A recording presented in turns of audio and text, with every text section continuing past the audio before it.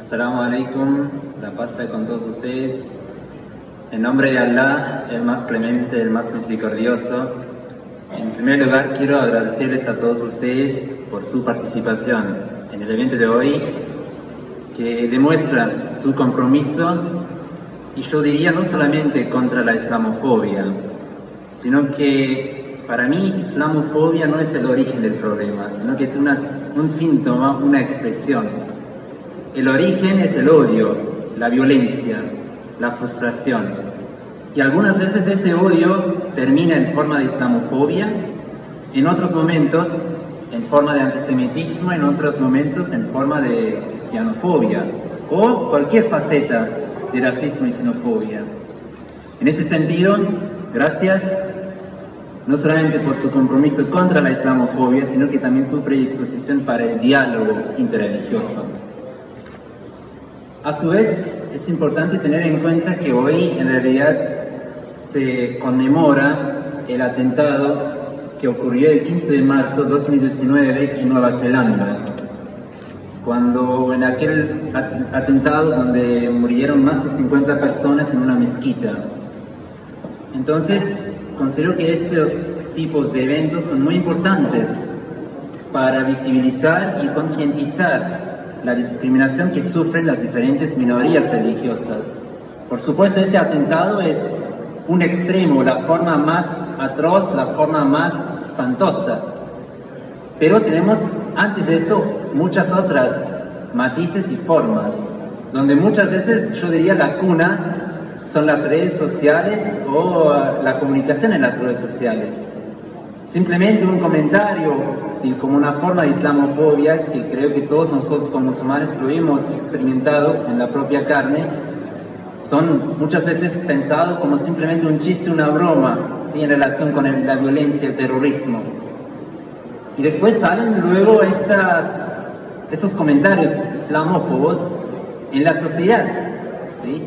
Por ejemplo, en la vida cotidiana creo que incluso es la mujer musulmana el blanco principal de la islamofobia, porque ella es visible por su velo, por su identidad. Y ahí sí, ellas lamentablemente sufren ciertos comentarios, cierta discriminación, hasta tal punto que se niega a ellas un puesto en el trabajo o en las escuelas. Muchas veces los chicos tienen que confrontar el bullying no solamente por parte de sus compañeros, sino que incluso por parte de los maestros.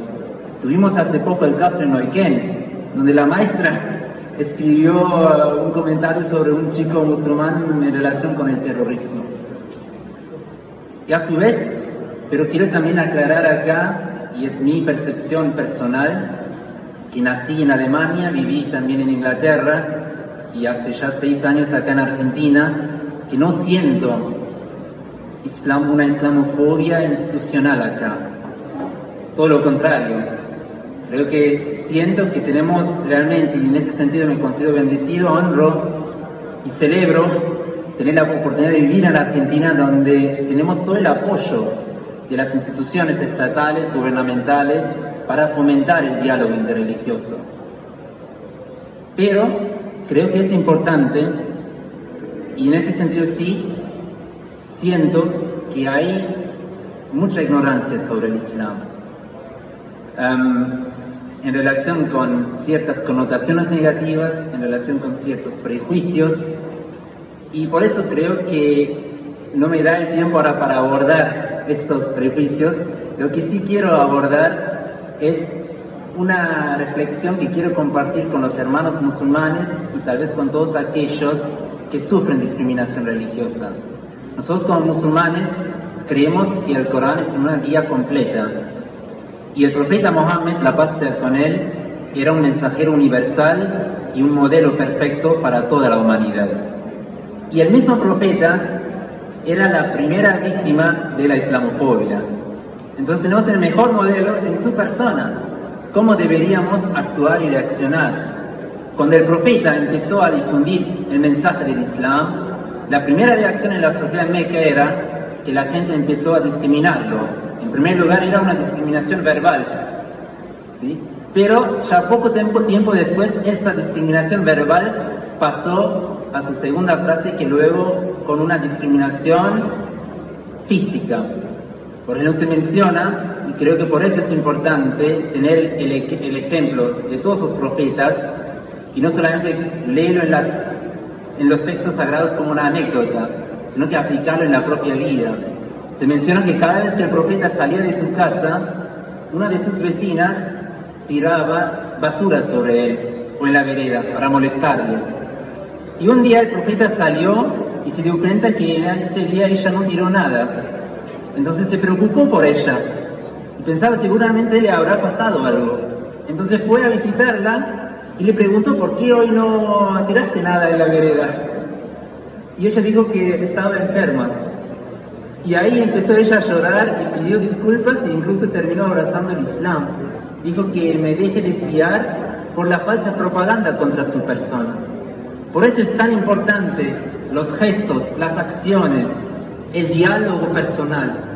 Y ahí incluso hasta tal punto que el Corán enseña que incluso contestar a la maldad con bondad. Y dice que si ustedes contestan de esa forma, incluso la piedra se convierte en algo suave. Es una forma de decir que los corazones que son tan duros como la piedra. Y eso es que vemos en el caso del profeta Mohammed, la paz sea con él, que a pesar de que la sociedad mequí lo boicotearon, lo perseguían por casi 13 años, hasta el relato tenemos de la ciudad de Taif, que el profeta fue a predicar el mensaje, y los jóvenes de la ciudad empezaron a tirar piedras, hasta tal punto que su cuerpo empezó a sangrar. Y en ese momento el profeta tuvo una visión espiritual y un ángel le apareció y le preguntó: ¿querés que yo castigara a este pueblo?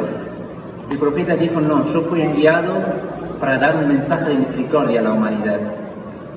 Y si ellos no aceptan mi mensaje, tal vez sus hijos o sus nietos. Entonces nosotros creemos que el profeta Mohammed, la paz sea con él, fue enviado como el mensajero, como una manifestación de misericordia, no solamente para los musulmanes, sino que para toda la humanidad. Y a su vez en su ejemplo encontramos también la importancia que en ninguna circunstancia el Islam permite tomar la ley en tu mano. Por eso durante los 13 años en la Meca, el profeta jamás reaccionó de manera violenta o física hacia tal persecución, sino que él dejó esa tierra y con los musulmanes mudaron a Medina, donde luego nació la sede del Islam. Y ahí permítanme por favor, porque una de las connotaciones negativas, y muchas veces nos asusta incluso la palabra jihad, y ahí encontramos también la segunda parte de la importancia de jihad, que es muy relevante con el encuentro de hoy. Porque cuando los musulmanes migraron, y a pesar de la migración, los mequis no dejaron a vivir en paz a los musulmanes, ahí fue revelado el versículo del Corán que da permiso a los musulmanes en luchar. Jihad literalmente en árabe significa, y no tiene ninguna connotación con algo bélico o militar, sino que significa literalmente un esfuerzo noble por el amor de Dios.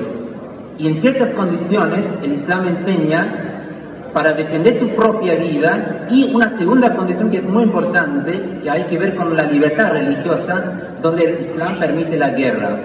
Y ahí en el capítulo 22, versículo 41, Allah explica y dice que es la responsabilidad de una sociedad musulmana y de un individuo musulmán. Y ahora muy importante, no menciona primero la mezquita, sino que antes de usar la palabra mezquita usa el término iglesia, luego sinagoga, luego el templo religioso y en último lugar usa la palabra mezquita. Es decir, es la responsabilidad de un musulmán no solamente alzar la voz contra la islamofobia, sino que contra todas las formas de discriminación religiosa. Defender y dar la voz a todas las minorías y dar a todos este derecho de practicar y predicar su fe libremente. Por eso creo que con eso voy a terminar mis palabras, que en el profeta Mohammed, la paz sea con él, encontramos el ejemplo que para construir una sociedad pluralista, una sociedad con valores, eso requiere un trabajo arduo, es un proceso constante que requiere mucho esfuerzo. Construir es mucho más difícil que destruir. Un ejemplo muy simple: si queremos construir edificios, parece una eternidad, pero destruir es un trabajo de segundos. Y en ese sentido, destruir los valores de una sociedad es muy fácil, pero construir requiere tiempo, requiere esfuerzo, requiere matar tu ego, requiere abrir tu corazón, tus puertas, buscar al otro. Pero eso es lo que encontramos en la vida y en las pautas del Corán y en las enseñanzas del Islam. Y al final quiero compartir con ustedes una cita de Martin Luther King que me interpela mucho, y él decía que no me preocupa la maldad de los malos, sino que me preocupa el silencio de los buenos. Agradezco a todos ustedes, a cada uno de ustedes, por no callarse, por no permanecer silencioso ante la islamofobia o cualquier forma de discriminación religiosa, sino que a través de su participación alzar su voz.